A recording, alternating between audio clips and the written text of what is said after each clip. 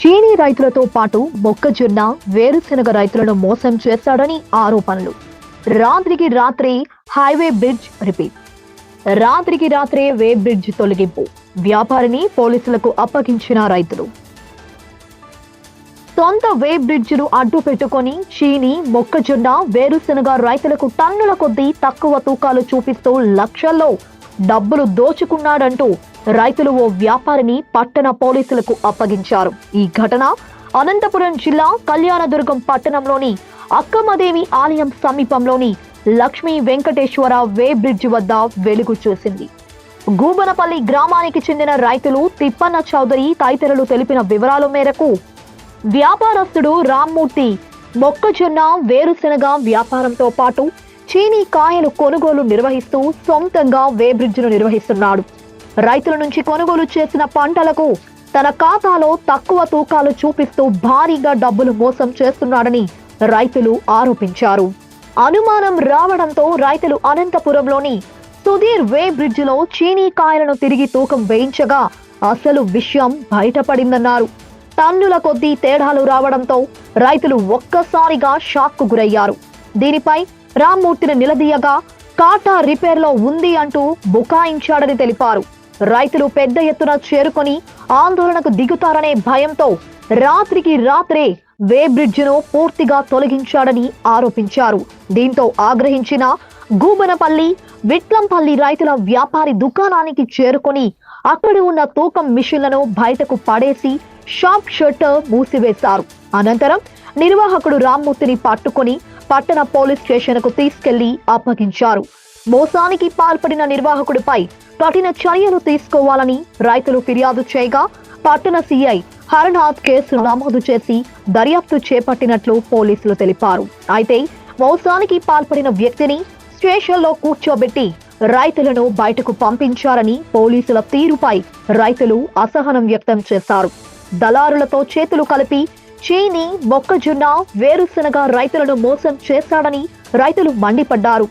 సొంత వ్యాపారానికి సొంత ఖాతాను అడ్డు పెట్టుకుని టన్నుల కొద్దీ తక్కువ తూకాలు చూపిస్తూ రైతుల కష్టార్జితాన్ని లక్షల్లో దోచుకున్నాడని ఆవేదన వ్యక్తం చేశారు.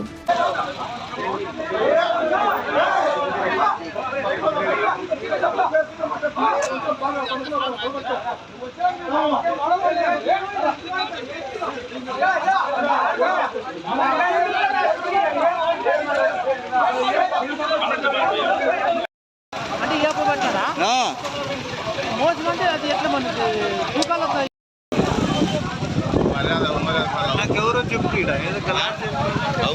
అవసరం అవన్నీ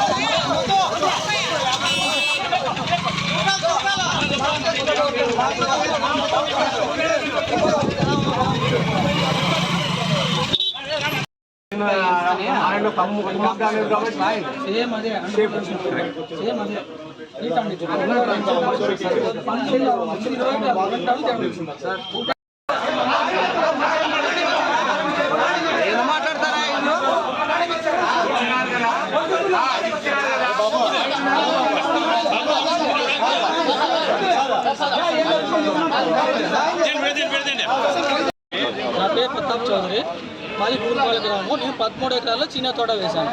నిన్న కటింగ్ పెట్టి 2 బండ్లు నేను లారీ పోసుకొచ్చి కాటా వేస్తే ఒక కాటా వచ్చి 20 టన్నుల 80 కేజీలు వచ్చింది. అదే కాటా అనంతపూర్లో వేస్తే 22 టన్నులు వచ్చింది. నేను టన్ను వచ్చి 65,000 అమ్ముకున్నాను. నాకు 2 టన్నులు నష్టపోతుంది. ఒక బండికే 3 బండ్లు అమ్ముకున్నాను. నేను ఒక బండి కరెక్ట్ వేరే చూస్తే కరెక్ట్ వచ్చింది, వేరే బిజ్జ పోతే. దీంట్లో 2 బండ్లు వేసాను. 2 బండ్లు 4 టన్నులు రాసి వచ్చింది. నాకు 4 టన్నుల కన్నా 65,000 లెక్కేసుకున్నాను. అంత లాస్ వచ్చింది. వీడిని చాలా మోసం చేస్తాను. నొక్కునే కాదు, చాలా మంది రైతు చాలా ఒక నెల నుంచి బండ్లు తోలుతారు. రోజు 4 బండ్లు తోలుతాం కాంటాక్ట్ మీద. ఎంతమంది మొన్న ఈరోజు బయటపడింది.